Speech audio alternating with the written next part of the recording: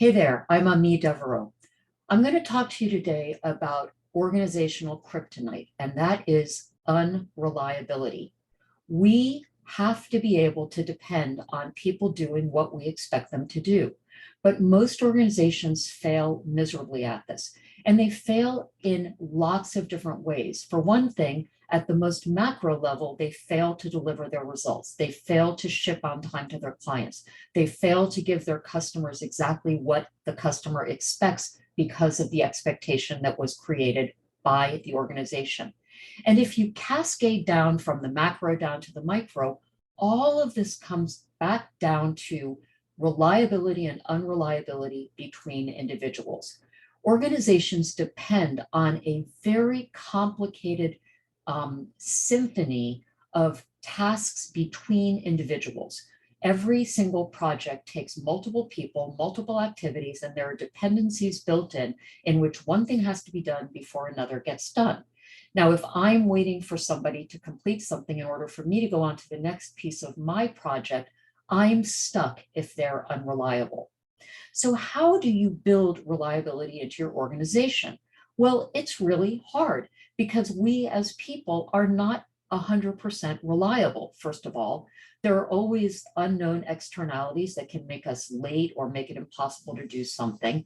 And plus, most of us do not have a very specific understanding or relationship to what it means to say, I will do something, or to be asked to do something. In fact, for the most part, there is no formal sort of model of how to go about creating reliability.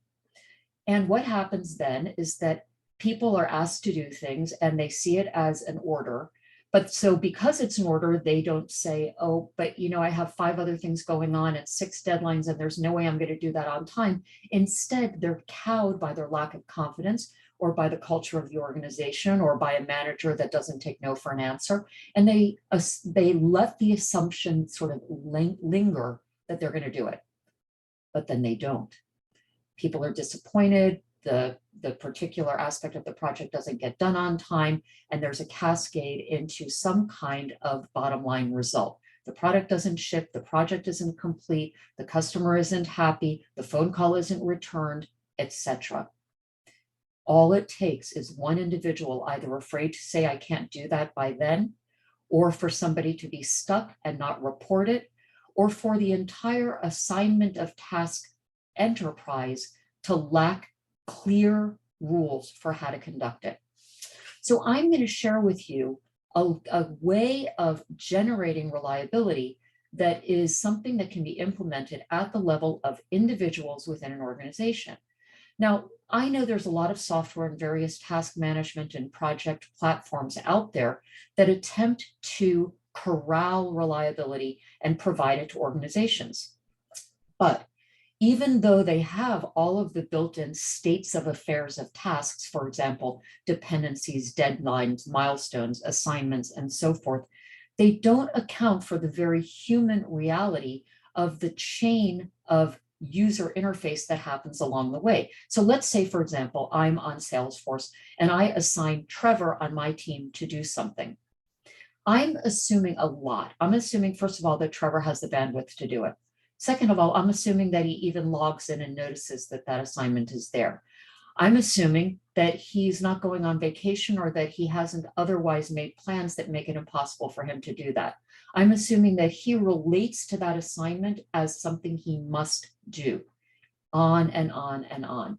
If any one of those things turns out not to be true, Trevor doesn't come to work, or he doesn't log in, he loses his password, or he notices the assignment and then forgets about it, or he notices the assignment, knows he's supposed to do it, knows he can't do it and doesn't tell me. See, all those possibilities cause unreliability. So how do you fix that? Well, you fix it by creating a game. I know that sounds weird, right? But I want to talk for a second about the game of chess, right? So the game of chess is a board game, and it's a board game that models war, a very particular kind of war. Now, everybody who plays chess knows that they're in a war model, and each individual piece has certain things it's allowed to do. Knights can move this way, castles can move that way, queens, and so forth. And everybody knows what winning means. Winning means checkmate. and check means close to winning, but not quite winning, right? So the reason that chess successfully has existed for thousands of years with millions and millions and millions of people playing it is because everybody knows the rules and everybody follows the rules. So if somebody's playing chess and your bishop gets close to their queen and they say checkmate, that doesn't necessarily mean checkmate. And you can say to them, no, that's not enough. That's not checkmate. So you know the rules, you play by the rules. Well, there's another game that I'm going to call the reliability game. And it's not a game that models, first of all, it's not a board game. It's actually a language game. And second of all, it's not a game that models war. It's a game that models negotiation. And in that game, there are very specific terms and there are very specific moves you can make, just as there are in chess. And what it assumes in the background, just like chess has to assume that you know how to play the game and that you're going to play by the rules, this language game assumes a very specific thing, which is that if I say it, I mean it, and you can count on it. That's it. If I say it, I mean it, and you can count on it. I don't say things that are BS. I don't promise things that I know I can't do. I don't lie, and I don't pull my excuses or explanations and not give them to you up front. Now, what are the pieces? Well, the pieces are words because it's a language game. And the words, I'm not going to give you necessarily all of them, but there are only about 7 terms. One of them is request. So as opposed to assigning, instead, we make requests. Now, there are 2 or 3 possible responses to a request, just like if your queen has a bishop on the diagonal next to it, you can move your queen your king 1 square forward, back, and so forth. Well, a request has 3 possible moves in response. One is to accept the request. And if you accept the request, remember what I say I mean, you can count on it. Accepting the request means I've just promised to do that. And I promise to do it in the way and by the time you've asked me to do it. The other move I can make in response to a request is I can decline. I can say, no, I can't do that, and here's why. And then we can discuss what an alternative plan is. And the third thing I can do in response to a request is I can counterpropose. I can say, oh, I got it. You want that by Tuesday. All right, I have all these other things going on. Could I get it to you by Wednesday at lunch? And then that counter proposal is a request to you. And now you have all the same 3 moves. Simple, right?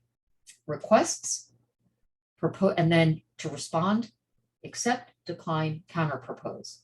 And then there's another term in our game, in our language game, which is promise, because anything I say is a promise. Now, again, like we said way at the beginning, stuff happens and sometimes we can't do what we said we were going to do. There's a specific rule in the language game for that. And that is that if I don't do what I said I'm going to do, or if I notice at any point that I can't do what I said I'm going to do, I report in. I own up to the fact that I'm going to break my promise. I clean it up. So I apologize and make sure that we come up with a new promise to get it done. Now, that may mean that I'm going to do it, but at a later date. And it may mean that I'm going to help you find somebody else to do it. But whatever it is, I clean up the mess and I make a new promise. So we've got requests, we've got promises, we've got accepting requests, declining requests, and counter proposing. And then we've got cleaning it up and making a new promise. That's it. That's the language.